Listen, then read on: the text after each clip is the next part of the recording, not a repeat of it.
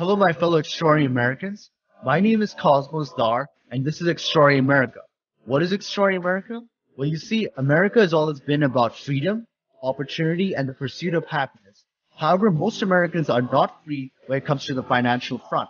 Most Americans are suffering from financial slavery due to loss of jobs, stagnant wages, inflation, and debt. Wealth and income inequality is the norm now, and the middle class has all but disappeared. So Extraordinary America is about the abolition of financial slavery. It is about the financial freedom of the 99%. It is about the nation of immigrants and the descendant of immigrants restoring the extraordinary within themselves and setting themselves free. The path to financial freedom is through financial education. It is through becoming entrepreneurs and investors on the light side. In this podcast, I interview fellow Americans who fought against the odds. Many of them came from humble beginnings to see how they did it. It is my hope through these interviews that the extraordinary within you shall awaken and that you will abolish financial slavery from your life and realize the American dream. Once again, welcome to Extraordinary America.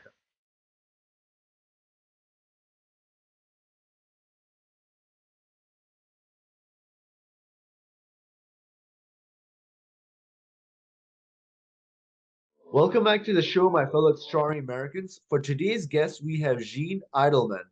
Jean is the co-founder of Azure Printed Homes. Azure is fundamentally changing the construction industry by 3D printing homes with recycled materials, which is 70% faster and 30% less expensive than the current construction methods, as well as having a positive environmental impact.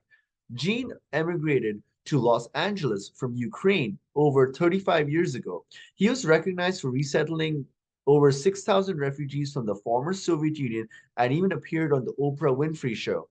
He also served on boards of numerous nonprofit educational organizations in the US, India, and the UK. Jean is an example of an immigrant that came to America and fought against the odds to realize the American dream, and I'm honored to have him on the show. Jean, are you there? Yes, I am. Jean, it's awesome to have you on the show, and I'm really grateful that you took the time to do this interview with me. So, Jean, can you tell me and my audience a little bit more about yourself, your background, and how you got started? Sure. Cosmos, nice to see you again. Uh, yeah, so I came to the US as a refugee when I was 18 years old, with no money and no English. Um, and I got educated here in college. And then, even while in college, my brother and I started developing real estate. So I've been ever since coming to America, I've been in business of some kind, usually the ones I start. Wow, so that's amazing. You came to America like with like no English and like no money. And so that is like not only did you have like a cultural like language barrier, you had also had to start from scratch. So can you tell me a little bit more about how you like overcame the language barrier and then how you started like like getting over your finances and all of that? Sure, sure. Well, to begin with, it's only possible in America. I really believe that. I can't think of any other country in the world where you could come with, like you said, no English, no money, and then 2 years later be in business. That's pretty incredible, right? But first thing was learning the English, and I went to school. Had My first job was in a liquor store at night, so I would go to school in the morning to learn the language, and then working at night. And quite honestly, the best English learning comes from having work. um, and so, first year was very tough for all of us. I have a brother, and of course, my parents. But a year later, I was able to get admitted into University of Southern California.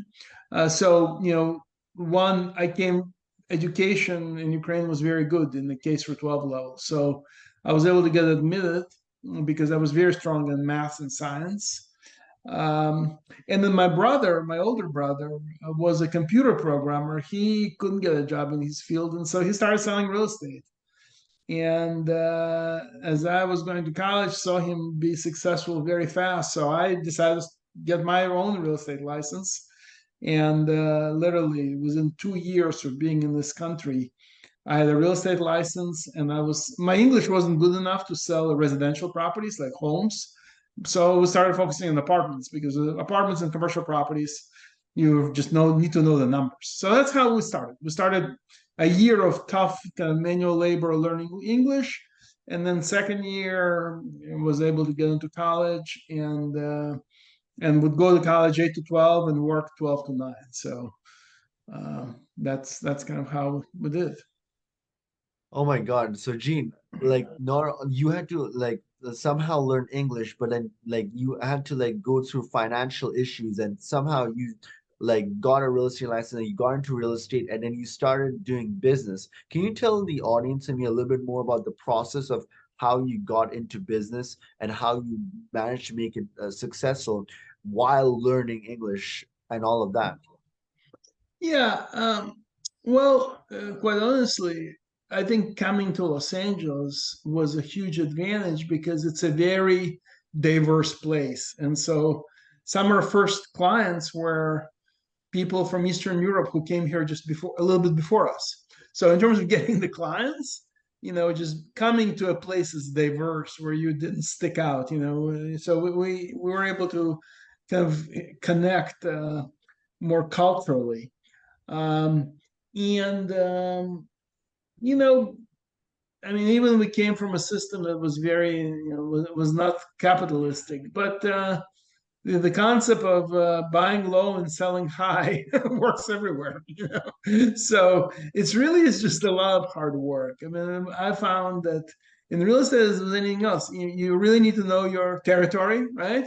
You need to know your market, and that really comes from just hours. The big advantage that a lot of immigrants have is when they have nothing, all they have is time, right? So when you have a lot of time, you do the research. So, when I would show the property to a client, I would drive, look at comps, would go in the evening, see who the people who live there, really to try to understand the market, so that when I would show the property to a potential client, I was an expert in that particular area. I knew the area, I knew the comparables. So a lot of it is just Cosmos. A lot of it is common sense. Is just, and it doesn't happen by itself. Even now, with all the internet, you can find all kinds of information on the internet. But you got to figure out, is this true information? So when somebody says they're renting a property for X price, well, you need to pretend that you're a buyer, and you can really determine whether that's true or not. So a lot of it is just nothing extraordinary. It's a lot of it is just hard work, and trying to be ready when you meet with a client or you meet with a customer. You really want to be, you want them to feel that you really put your time in to understand what they're looking for, and then try to find what they need. So Gene, over here, you're mentioning that, okay, so you got your real estate license, you got into the real estate industry, but how did you transition from the real estate industry into the construction industry? Because I know like a lot of people say that the Yeah. construction industry is really ruthless with a lot of people, like it's just like a tough industry in general. And especially like if you're having like if you're still learning English, then it's gonna be even like worse. So what was your thought process and like how did you transition from Into real development. estate into that. Yeah, so I'm not very handy. So again, I feel that maybe is an advantage, because I find that when people kind of know, they think that they know what they're doing, they don't do as much due diligence. Me knowing that not very handy, I couldn't build a house myself. So again, did a lot of due diligence, so in terms of, my brother and I found a piece of property that we thought would be terrific to build a small condominium project, right? But then we said, well, who's going to build it for us? So I called every contractor who worked in the area, and not just called them, but also called their clients to determine, are they dependable? Are they going to do high quality? Get multiple bids. So when you don't know much about the industry, I find that you spend more time trying to just don't let it be wrong, right? And so just do more, spend more time, talk to more people, check their clients, check what they've done, and also don't try to micromanage. Once you find somebody who knows what they do, The loss, what hurts a lot of people in real estate construction is, they decide on the project and then 2 months later they want to change something. So my idea was spend as much time as you can planning, and once you have a plan together and once you have the right people together, let them do their job. And my common thing with contractors was, look, I'm going to sign a contract. I'm not going to accept any change orders. You need to check out whether everything in the plans. Don't come to me during the project and say you want to change something. But in return, what I'll promise you is I'm not going to come and change anything. You get started. You tell me when it's going to be finished. I'll show up here when there is on the grand opening date. And that's how it works. And so I've developed some very strong relationships by just again, Cosmos. It's common sense. It's find the best qualified people. Make up your mind. Make up your mind on what you want to accomplish, and then let them do their job. And then when it's finished, come back. After that, you might still, you might make some changes, but do it on the next project, not on the project that's in the middle of construction, where you're gonna, the changes are gonna cost you extra time and money. So Gene, here's the thing, right? Like you make it sound so simple, but here's the thing. Like when people, a lot of people, most people say, okay, I want to be rich, I want to start a business and everything, but I don't have any money to start. I don't know where I'm going to get the resources, the financing. What if I fail? Like, what if like I start this project and I fail and then I go in debt? But you had to go through, like, you came to this country with no money, and then you went from there to like building like a successful business. So how Yeah, did you, so like just for the sake of people sure, that want to start a business, how sure. did you manage to overcome your fear of financial failure and then like go through and like get the financing necessary to build a successful Yeah, business? good question. So first of all, again, here being an immigrant is an advantage because initially, yeah, we didn't have any Love credit. that. So instead of just going to a traditional bank, I went to a lot of other immigrants from Eastern Europe and said, "Look, guys, here's an idea. I've done all the research. Would you invest in the project?" So there are certain you got to take advantage of what you got, right? And if you come from immigrant community or come from a close family, and I've gone, I mean, by this time I already had a lot of family. I've gone to every my uncles and my cousins and said, look, here's my idea. Do you want to become a partner? So and there in the immigrant community, a lot of times it's a handshake. They're not going to be looking at the deck. It's like they want to hear what your idea is and they believe in it, and you make them a partner. You basically. So you're not gonna make 100% of it, but making 20% or 25% of the profit and sharing it with others. So that was our approach. We literally for the first one or two projects, we just went to partners and raised the money. You said people are afraid of failure. I look, I've had some successful businesses. I've had some businesses that have not done well.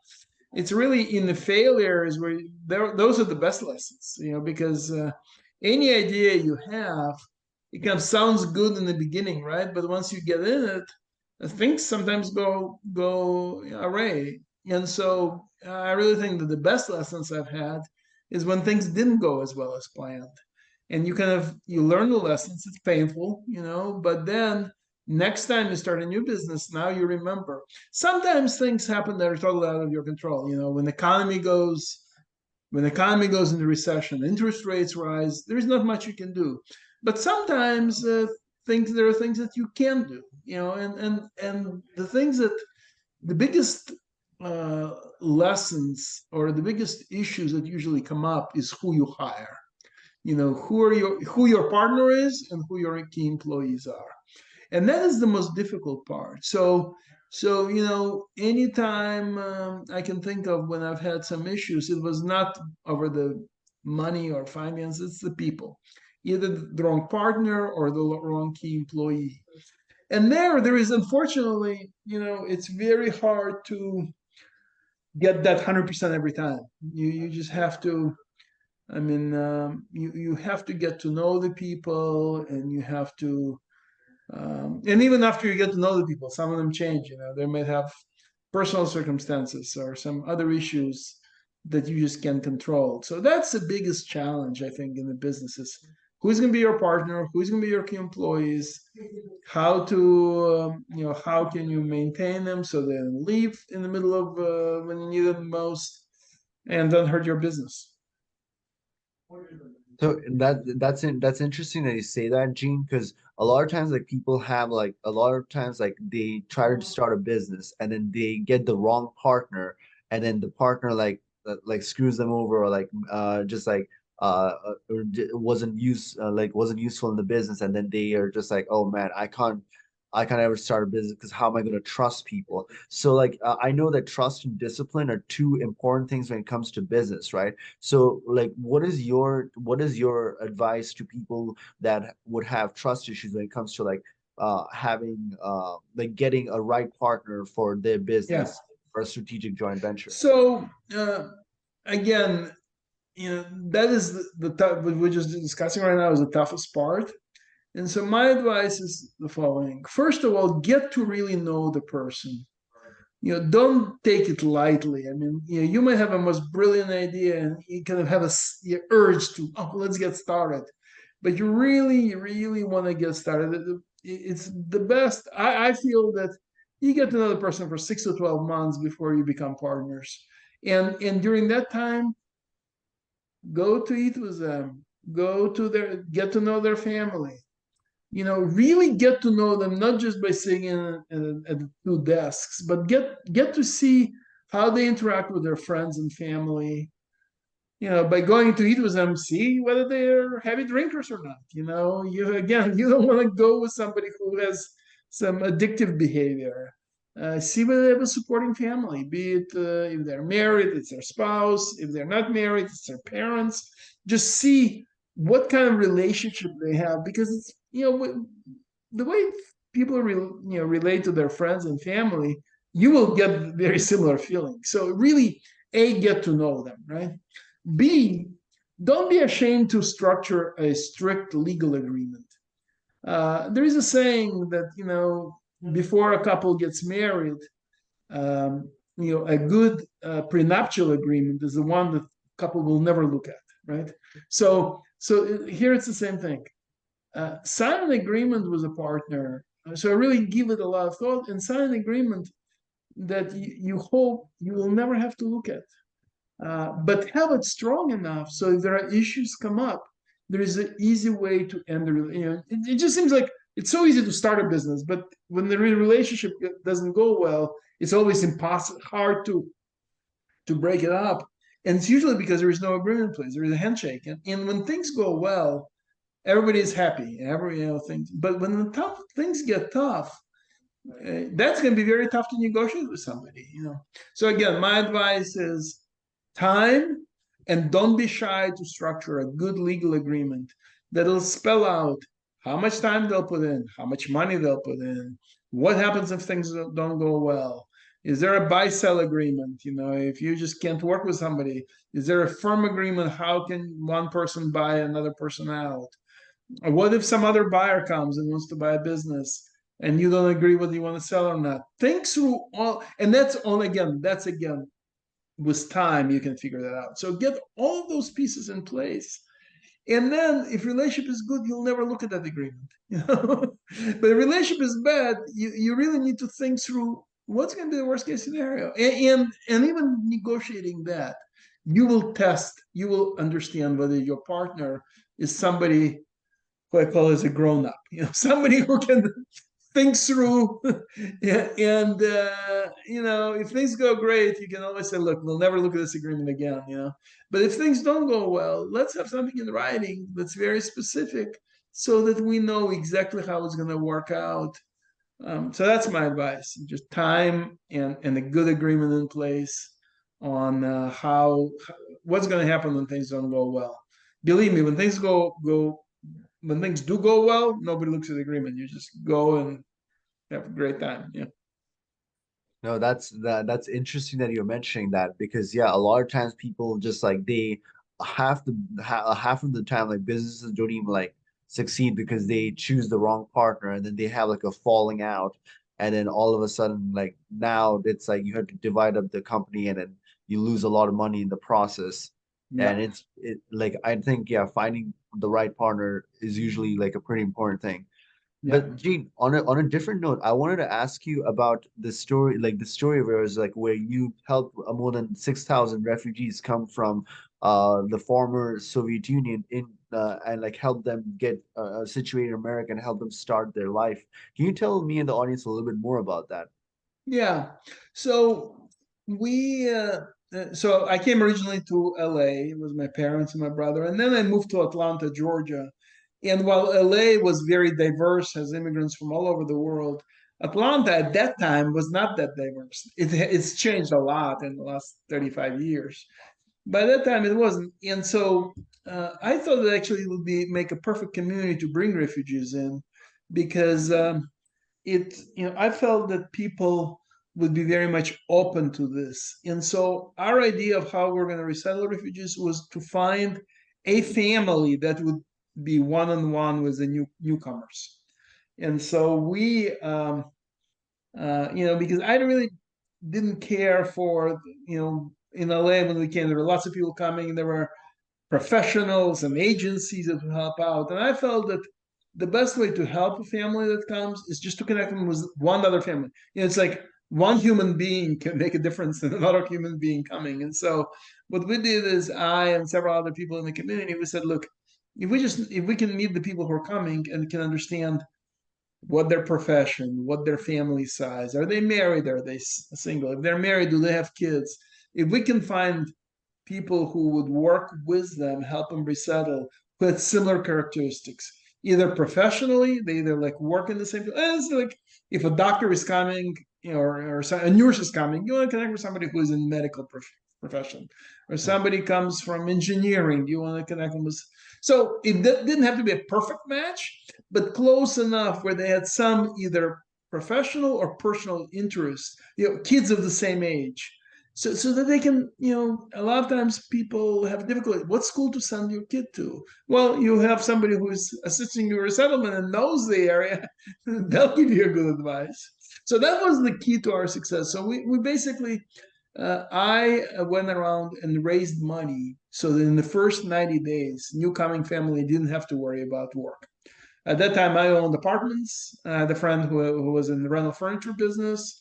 So we had apartments, fully furnished, and we raised money so we had enough stipend for them to live and to just. I wanted them to worry about learning the English, learn English. And at that time, people who were coming also didn't drive cars. And there was no Uber or Lyft at that time, so they needed to drive a car. And Atlanta also doesn't have good public transportation. So they needed to. We also worked with an agency that provided interest-free car loans. So we basically look in 90 days, settle in, learn the language, put your kids to school, get kind of lots of business stuff out of your way, so that within the first 90 days you can get a job. And that was the key, is because if I just felt that give them a little time to breathe and to figure out where they are personally, professionally. Then we'll also encourage them. Look, if you were a doctor in Soviet Union, you're not going to get a doctor. You need to get your medical license. So be prepared to work as a nurse. If you were a architect, be prepared to be a draftsman. If you were, whatever it is, just get into the field. Just get going. Get in the field so that you can have. And that's kind of how it started. So we had incredible 95% of the people who came was this one-on-one assistance from another family, were able to get a job, and we celebrated when they would get the first job. Doesn't matter that it was half the salary that they wanted and wasn't necessarily the profession. But we encouraged them. I spoke to them. I said, do not go on any kind of public assistance, because going on public assistance is terrible for your self-esteem. You're going to start depend on it. You're going to need to have meetings. You're going to need to have fill out paperwork. Get your head straight to get a job. Get your personal situation settled, kids to school, learn to drive the car, all that, and get a job. Once you get a job, you'll do well in this country. That's the beauty of this country. And that's how it worked. So really, very successful resettlement process. We would get 30, 40, 50 people coming every week. And it was like amazing. The challenge was on the front end Just a little bit like what we discussed about business. The same thing as front end, finding a family that will be one-on-one connection, right? Even things like, when people would get ready to go to interview, especially at that time, they didn't know personal hygiene. They didn't know to use a deodorant, and an agency is not going to tell you you don't smell good. But if you have another family that's connected to you directly, they can tell you, right? Hey, Yeah. if the job is far away, again, have somebody drive you to the job. So a lot of this, that's why I really believe in this personal connection can help you, because people can be honest with you. It's not going to be like somebody being shy or don't want to upset you. But when you get to know somebody else, they'll be honest with you. And that's what people need. They need honest feedback in the beginning. So listen, I run into people that went through that process, some 30 years ago, and they're incredible success stories. They own businesses, their kids went to medical schools, and they're lawyers and stuff like this. But I remember when they came, like my cousin came, he was a computer programmer in Soviet Union, but he couldn't get a job. I said, look, I have a job in landscaping. So he worked on my landscape crew, and Atlanta gets very hot. He first of all, he lost weight. He looked much better, and then he realized how difficult the manual labor. He went at night to some computer classes, and 2 months later he had a computer job. And now he's selling real estate and done well. So a lot of it is just those little tidbits to help people settle in, learn a language, get a job, and you're in. Gene, You'll I, be I good. I love this, right? Because and especially the fact that there's so many success stories over here. Because like right now, there's like a controversy in America about like like immigrants that are just coming in and then they're just being on public assistance and welfare and they're just taking. But like in your case, you're like an immigrant and you know many other immigrants that actually came in and they started businesses and they hired people and they gave back to the community and everything. So can you tell? Like just so that we can understand like how immigrants actually like what is your perspective on how immigrants help on immigrants helping the American economy altogether? Well, look, the success stories are everywhere, and yeah, creating jobs, coming up with inventions. Um, a lot of it is. I think people who are born in this country sometimes don't necessarily appreciate what this country has to offer. Cosmos, you came here from another country, and I came. I just thought that I was not looking at negatives. Look, America is not perfect, right? But I just embrace the opportunity that what this country has to offer. And then when you create businesses, you create jobs, you just know what kind of opportunity it can create for you and for your family and for others. And so, it's not like some idea somewhere pie in the sky. It's really kind of much closer to home. It's like I want to create a successful business to take care of my family. I want to offer a great education for my kids so that they can take care of their families, right? And when you think of that way, it's not like you're on a mission. You're on a mission to help yourself and your family, and if you do a good job at it, you'll create opportunities for others. So it's not some idea, just having a philanthropic idea in your mind from the beginning. It really is like I want to create a better future for myself. One, I want to create a better future for my family, and when you do that, you create opportunities, and then others, soak it in and take advantage of it. So it's really America has, if there is one thing it has to offer with all its problems, with one it has opportunity. Nobody looks at you, nobody ever said, oh, you can't do it because you're an immigrant. If anything, when people hear that you're an immigrant, they actually think that it's a good thing. You're going to work harder. And then here I am, even after so many years, people absolutely have no problem with that. Where in a lot of other countries, people look down on you if you're an immigrant. Yeah, but here people look and say, "Wow, I want to do business with you because you'll probably work harder."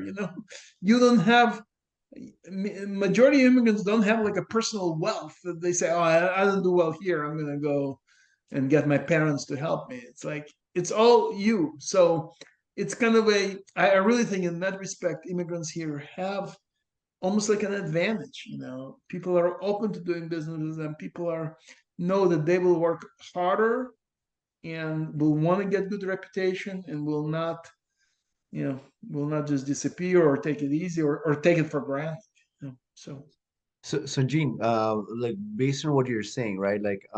So can you tell the audience a little bit more about how other countries are when it's regarding like immigrants and opportunities versus how America is when it comes to opportunities and giving everybody a chance to succeed and all of that? well, look, America was built on immigrants. Everybody here is an immigrant, be it this generation or generation before. So very different than pretty much anywhere, and plus, like your religion doesn't put you in a class. So neither immigrant puts you in some separate class, nor religion puts you in some separate class. It really is, the country is open. Um, it's been tougher to get in here, but still it'll work itself out, because this is a country built by immigrants. So yeah, look, at my experience, I've been to Middle East, and I did work in UAE and in Qatar, and you could be, if you're from some different country. I've met people who you say, well, where are you from? They said, I'm an Indian. I said, okay, but where were you born? I said, I was born here, and it's like, because they were Indian, but they're born, but were born in the Middle East, they always stay Indian, right? In America, when people ask you where you're from, I say I'm an American, right? You have American, but the moment you get an American passport, you can say you're an American. And the same kind of difference in everywhere in Europe. I mean, you can't become a British or French. You'll always be wherever you're from. Here, you come here and you become an American. And it's true in Asia. It's true in Africa. I mean, it's true everywhere in the world. This is the only place where you can come here. And once you get your citizenship, you're an American. And really, I called myself an American. I came here without a passport, so as a refugee, the Soviet Union didn't took my passports away. So I was American from the day I come here because I was stateless. That's not a Wow. good nationality to say that you're stateless. Wow. No, that's it's amazing. Like yeah, that is basically like what you just talked about is like I was in the Middle East for like about 15 years growing up, right? And I was an Indian immigrant in the Middle East. And I always stayed as an Indian immigrant. But then when I came to America, once I got my citizenship, as you said, yeah, I'm now an American, right? And Right. so like that's the amazing greatness of this country is that they adopt you and they make you one of their own and then they give Yeah. you the opportunity to succeed, whereas in other countries you're always like an outsider, Exactly. like no matter what Exactly. you do, they're like identity based on religion, based Yeah. on this, based on that. But in America you have that opportunity, like they Yeah. don't. Actually, when we resettled refugees in Atlanta, I encourage people not to live together. There are many parts of the U.S. Like in Brooklyn, you can go to Brighton Beach, and there are restaurants or stores, still words in Russian. And the advantage of starting this in Atlanta, where there was not a big immigrant community, I said, look, my advice to you is don't bunch together.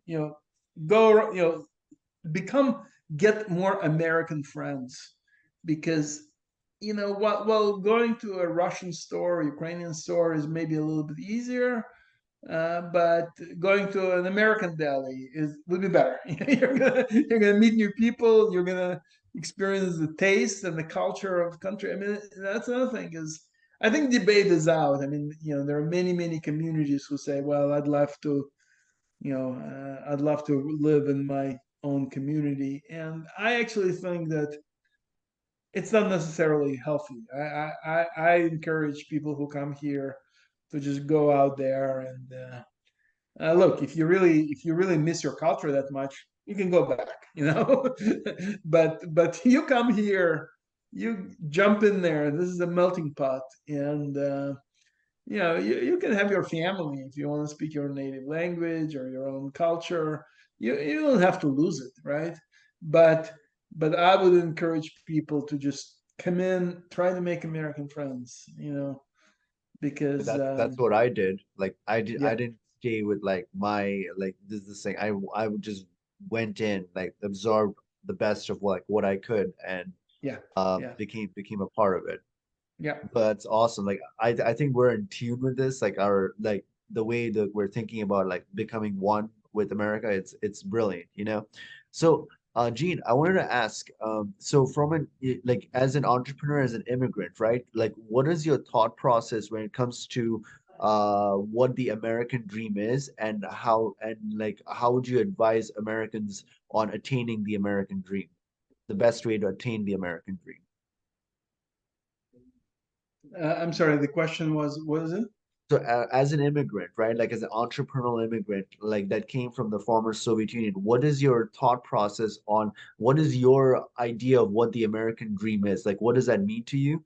And how would you advise Americans to attain the American dream?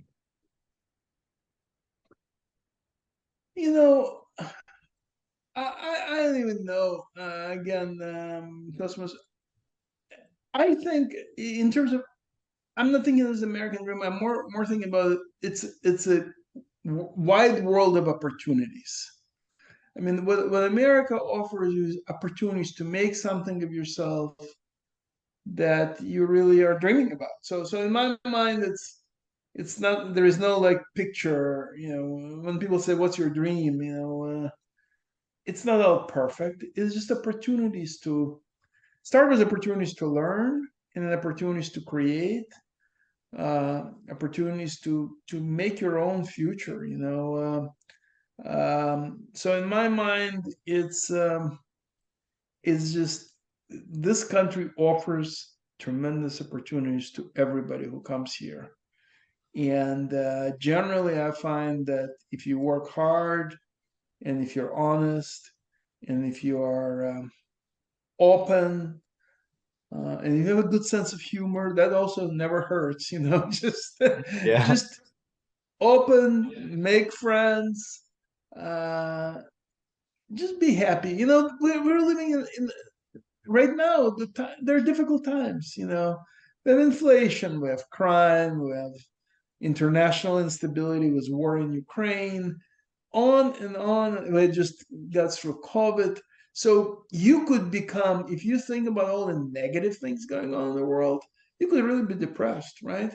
But you cannot do that. You gotta, have a good morning routine, get your mind straight of kind of that you're gonna have a great day, and you're gonna have, and then just go after it, and stay positive and surround yourself with positive people. That's a very important point, be it in business or in personal life. Surround yourself with people who will cheer for you, who will encourage you to take risks, who will take risks with you.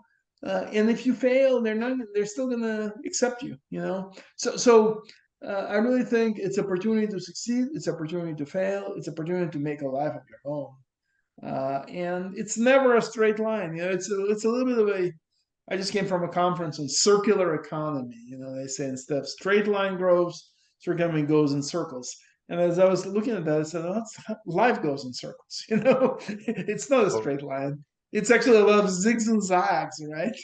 And sometimes it goes in circles. So just positive outlook, good friendships, maintain your relationship with your family, because family, and that's another strength of immigrants. Immigrants stick around with their families, but the family is the one who will always cheer for you, always will encourage you to do things, will not doubt you. So have positive relationships. Um, so I don't know whether that answers the question. I'm not a great, I just don't think about, this is my American dream, is making $1 billion. Yeah, if you do that, that's great, but you can be happy and not make $1 billion. You can be happy, just have a positive relationship. um, you gotta be happy with what you're doing. I mean, because we spend so much time at work. So you cannot be miserable during the day. You should not be miserable in the evening, So that's why I say family and career are two important things, because then the third part of the time you sleep, right? So Yeah, totally. you No. can split the day in three times and just say, I'm going to be with positive people at work, I'm going to be with positive people in family, and then I'll sleep. And things will work out. No, totally. Ultimately, like the essence of the American dream is to be happy. And what you're saying is true. Like you have to have positive relationships and like you got to be happy at your work, because if you're unhappy at your work, then that's like one third of your life, just as you're saying. So, yeah. Yeah. So, Gene, on a different note, could you tell me in the audience a little bit more about your company, Azure Printing Press, like Printed Homes, and how the premise of how it got started? Sure. Yeah, so my partner and I started a construction company. We wanted to find a way to build faster, less expensive, and with less environmental impact. Construction industry is second only to autos as to the amount of damage that it does to the environment. And really, whether it's climate, those two words are always followed by crisis, housing crisis, climate crisis, right? So, so we decided that we didn't have a certain idea how we're going to do it, but we said we want to have housing that's less expensive, it's faster to build, and want to stop ruining our environment. I have three kids, so I'm thinking of next generation, and I just think it's just unfair to leave them in the world where it was a crisis that's going on unless we take care of it. So we started this about 3.5 years ago, and so 6 months later we were in the middle of COVID, and so I actually give a call because during still had people on sites, but in the office we let everybody work virtually, and so there were just two of us thinking about, well, how are we going to accomplish this? In the normal conditions, we would be just too busy. We would be running around, with interruptions. But here or there, we were sitting together in the office, thinking, how can we accomplish what we set out to do? Faster, less expensive. And the idea was, let's build in the factory, because by building in the factory we thought we could do it faster, because there are no rain delays, there are no, not too hot, not too cold.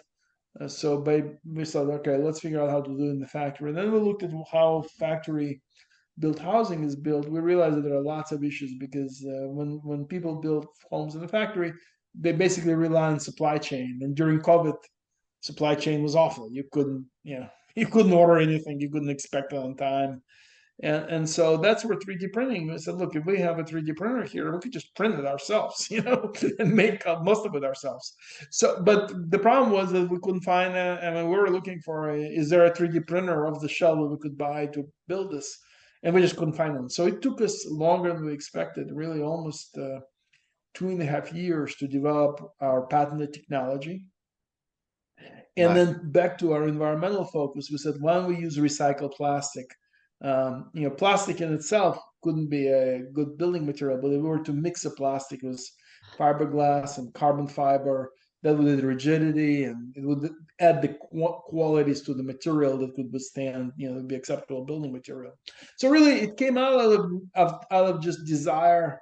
A, we had time to think about it, and B, out of desire of kind of accomplishing what we set out to do. And so last year, about this time, we printed a model little building. It's actually right. I don't know if you can see it. It's a building that has lights on. That's what we built initially, and it wasn't perfect, but we liked it, and lots of people love the design, because with 3D printing now we could have curves, and so people said, "Wow, this is sexy." Yeah. I didn't know building can be sexy, but okay. And then 6 months later, we built a little bigger model. It was right next to it there. It was a bathroom and a kitchen. And we spend no money. I mean, our total marketing spend is $7,000, but lots of Wow. media picked it up. 3D printing media, sustainability media, housing, affordable housing, on and on and on and on. And so totally through a social media and totally, without spending any money, we got a ton of customers. We have millions, tens of millions of dollars of pre-orders. So we kind of accelerate. So anyway, last month we got our production going. We printed 10 units now that's been installed, and we could, we have enough orders for next year. So our biggest challenge now is actually to raise more money in order to build more capacity. So we're doing a crowdfunding campaign. It's on Republic. It's republic.com/Azure, Azure. And anybody can go on that republic.com site and invest as little as $250. We have now over 750 investors from 47 states and 23 countries. Some as little as $250, some as much as $250,000. So the size of the investment doesn't matter. And actually, we've already seen somebody who invested $250 with us last year. Now they say, I want to write you a $10,000 check. So they're writing with us, and we've created a great community. So this weekend I'm going to Washington D.C. because we've been selected to be on the Washington Mall, on the National Mall, as there is something called innovation showcase. And so all of us are very busy. I said, who's going to help me at this innovation showcase? So I send emails to some investors on the East Coast, and one lady is flying in from Rhode Island or Massachusetts because she wants to help and she has some free time. And her niece lives in Washington D.C. And then another investor just wrote me this morning, says, Gene, I see through social media you're going to be in D.C. Can I help? So he's going to come and be in our booth on Friday afternoon. So we've created a cool community of people. And a lot of them go above and beyond. Some of them are very successful real estate brokers, and so they know how to sell our product to others. Some of them are contractors who want to be able to offer it as a development project. So we've really created like a very powerful engine, for networking. And that's the story. That is amazing. So these are basically like residential homes that people can get like on a much cheaper level than like probably like buying a normal home then. Yeah. They can have a little backyard studio, a little office. They can work. There are still people who work virtually, either full time or part time, from as little as $20,000, or they can build a 2-bedroom house for $200,000. So really, when people go on our website, AzurePrintedHomes.com, there is a configurator there. They can design their own unit. As they add features, they see how the price changes. So there are no surprises. That's nothing in construction. It's like nobody can tell you the price, But on our website, you can see how much things cost. You still need to have a local contractor do foundation and utilities and site work, but the building itself will come totally finished with a permit. Because we, as a factory-built housing manufacturer, we can issue a permit here. Cosmos, unfortunately, I have to run. Oh yeah, of course. The last thing was how can our audience connect with you and get to know more about you and this work that you're doing? Yeah. So I'm on social media. So just my name is Gene, Gene Eidelman, Eidelman. Connect with me either on LinkedIn or just through our website, AzurePrintedHomes.com. I'll be more than happy to. If you will have individual questions, write me, call me. I'd love to be. I'm easily accessible. Thank you so much, Gene. And I'm grateful that you took the time for this show, and I would be honored to have you back again. Okay. And Hey there, everyone. Thank you for watching Extraordinary America. If you like what you see, please do subscribe to our podcast and share it with others. Remember that the best investment that you can make in your lifetime is in your own financial education, for it is knowledge that truly sets you free. Also remember that your purchasing power is being diluted through inflation, and then the practical thing to do is to protect the loss of your purchasing power by investing in precious metals or the right cryptocurrencies. Also, never forget that you are an extraordinary American. We'll see you in the next episode. Bye for now.